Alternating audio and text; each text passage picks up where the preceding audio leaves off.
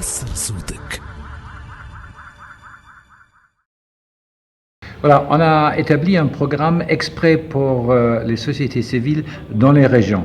Donc, par définition, la région de Grand Tunis était exclue parce qu'on voulait encourager les régions. Ce ne sont pas des grandes sommes, mais c'est ce qui, on a fait un appel d'offres. On a reçu presque 210 présentations sur lesquelles on a choisi, et il fallait quand même dire honnête que sur les 210, il y a seulement 20 qui étaient vraiment bien. Sur les 20, mes collaborateurs ont visité une grande partie et ils ont finalement choisi 7. Et les 7 sont de toute la région de la Tunisie, dans des choses différentes. Et ces 7, ils sont maintenant venus ici à Tataouine pour cette formation, et on a décidé de prendre Tataouine. Et c'est une belle phrase. On a voulu arrêter la coopération avec la Tunisie en 2010. On voulait terminer les projets et arrêter. Après la Révolution, on a fait marche en arrière et on a vraiment augmenté, je crois, multiplié par 7 notre engagement. Il y a une dizaine d'associations allemandes qui sont ici, la GIZ, comme la coopération, la KfW, comme la Banque des fondations politiques, la coopération juridique, etc., etc. On veut accompagner le processus du changement. Parce que la démocratie se termine pas à des élections, ça commence seulement avec les élections. C'est un processus de transformation que nous, on a vu en Allemagne. Seulement, on a vécu en Allemagne nous-mêmes après l'unification.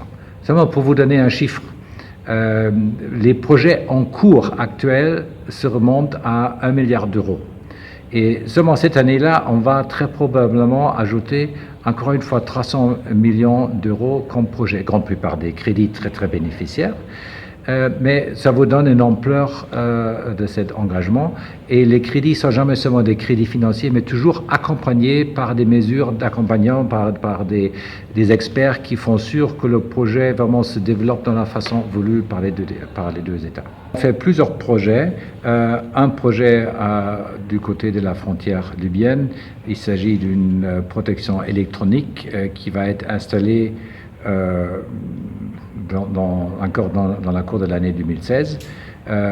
Et il y a d'autres projets avec la garde nationale pour augmenter l'entraînement et l'efficacité surtout, et aussi avec la police. C'est pas seulement le matériel qui compte, mais aussi la façon d'agir. Et c'est pas seulement l'Allemagne, mais c'est aussi d'autres pays qui l'aident ensemble à la Tunisie.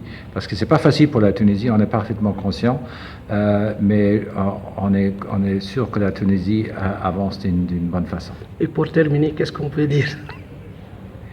Qu'est-ce qu'on peut dire pour la Tunisie? Oui. La Tunisie, c'est un beau pays. La chose n'est pas facile, mais c'est important que tout le monde va ensemble. C'est pas seulement l'État qui peut régler tout.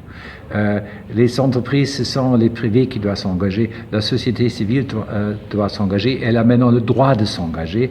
C'est sa créativité qui tourne. C'est pas seulement le travail, c'est la culture, c'est le sport, tout ça. Mais c'est pas seulement le gouverneur et le premier ministre qui peut faire. C'est aussi la société civile peut le faire. Et la bureaucratie doit aider. La bureaucratie doit aider à trouver des solutions pour ces problèmes.